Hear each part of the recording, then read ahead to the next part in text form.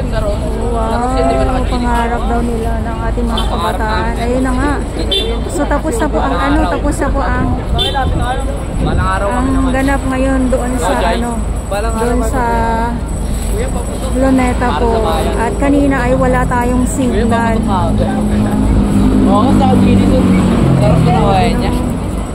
Saludo tayo sa ating mga ano yan? Hindi ka babae. Kakamuha sila na.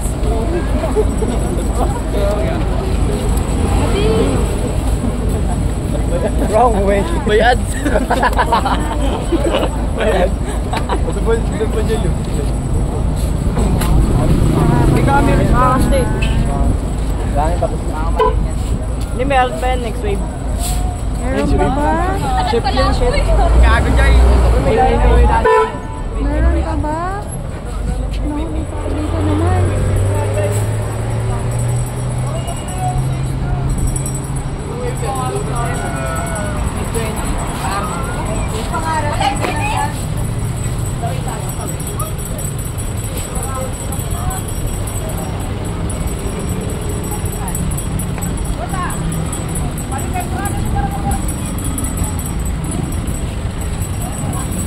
Hindi natin nakuha na lang.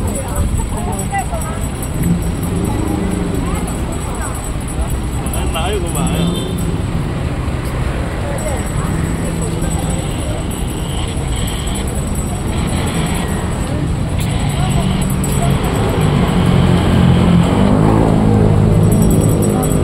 So dito po tayo ngayon sa Dolomite, sa mismong labas ng ating Manila Bay Dolomite na arm. Mas maganda kung nakuha na natin ito ng ano talaga kanina, no? Grabe.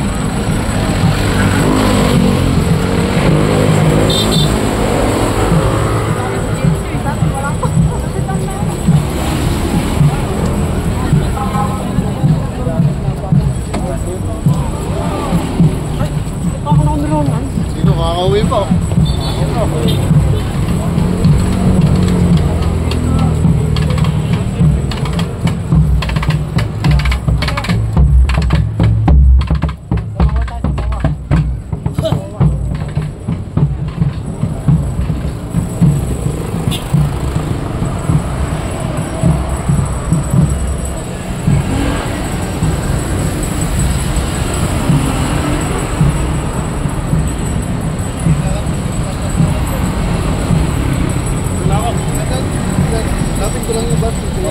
Ma'am, maraming salamat.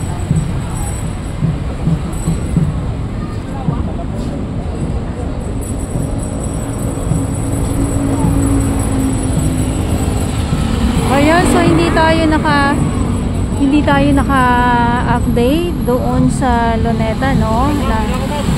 So dito tayo ngayon sa may Dolomite Sand. Diyan tayo ngayon.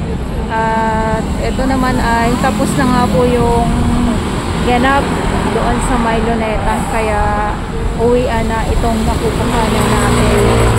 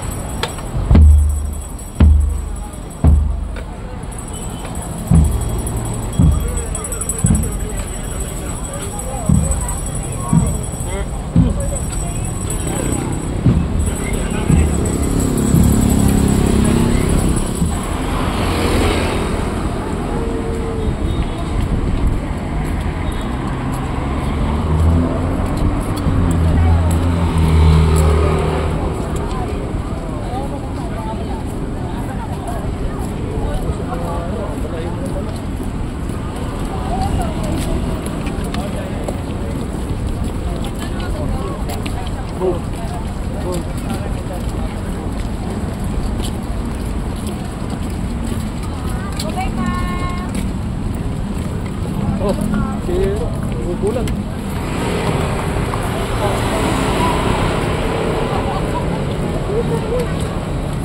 Tumakbo bigla yung kabayo niya. Dito na, maraming tao yun.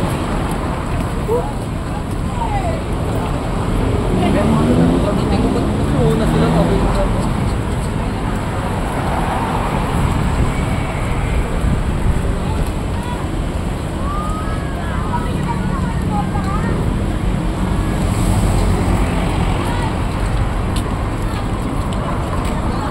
Ayan, so dahil nga po ay sobrang tirik na ang araw, dito muna tayo, pahinga muna tayo ng panandalian. At ito nga po yung view ng ating Dolomite Beach na kung saan nga po ay kumikinang, nakakasilaw na naman po ang ating Dolomite. Gawa nga po ng isa na din ay hindi na po siya nabuulan. Pag panay talagang ulan or lalo na pag may bagyo, ito pa din, masama pa din po ang ating timpla ng panahon dahil ay yung alon at lakas ng hangin, may kasama pong itong malakas na alon at hangin, may kasama pong mga kalat na napapadpad nga po dito sa dalampasigan ng Manila Bay. So hindi, ang Manila Bay is hindi lang dito sa mismo sa may Roas Boulevard puno ang lawak ng Manila Bay hanggang Bataan po. Kaya yung mga napapadpad na mga samot-saring mga kalat po ay hindi lang mismo dito tumatambay sa may Roas Boulevard, kundi sa iba't ibang lugar, lalong-lalo na sa karatig lugar ng Kamaynilaan or Maynila, Dolomite Beach. Ayan, tupad. So sila yung ayos si Kuya. Sila yung mga yung mga nandito nga po na naglilinis din dito sa Dolomite Beach, bukod dito sa ating Estero Rangers at sa ating MMDA. Bukod din po yung DPS Mandaragat na sila naman po yung nandoon sa may Manila Yacht Club. Kaya pasensyahan nyo na po ako kung bakit ko po yan sila araw-araw na binabanggit dahil sila din po yun talagang nandito araw-araw na sabi nga nila ay wala na nga daw pong naglilinis. Meron, hindi nyo lang nakikita kasi lalo na sa mga baguhan. Yan, sabihin nila may wala nang naglilinis, pinabayaan na ang Dolomite Beach.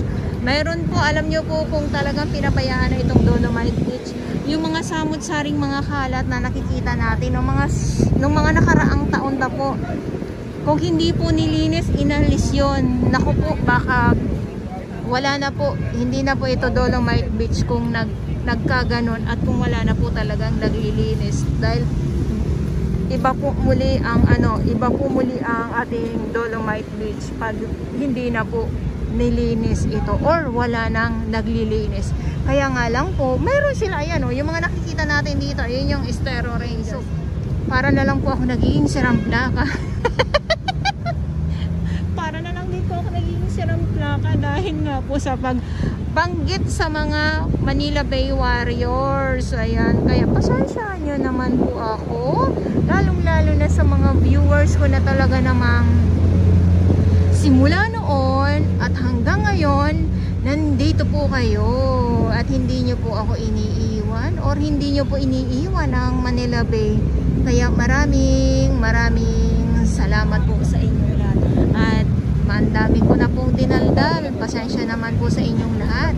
So ito yung update natin ngayon dito sa Manila Bay Dolomite Beach. Maraming salamat po sa inyong lahat. At sa mga baguhan, yes, welcome sa channel ni Miss Jelay Dora Bas. Mahalin niyo po ako ng buo. Yun ay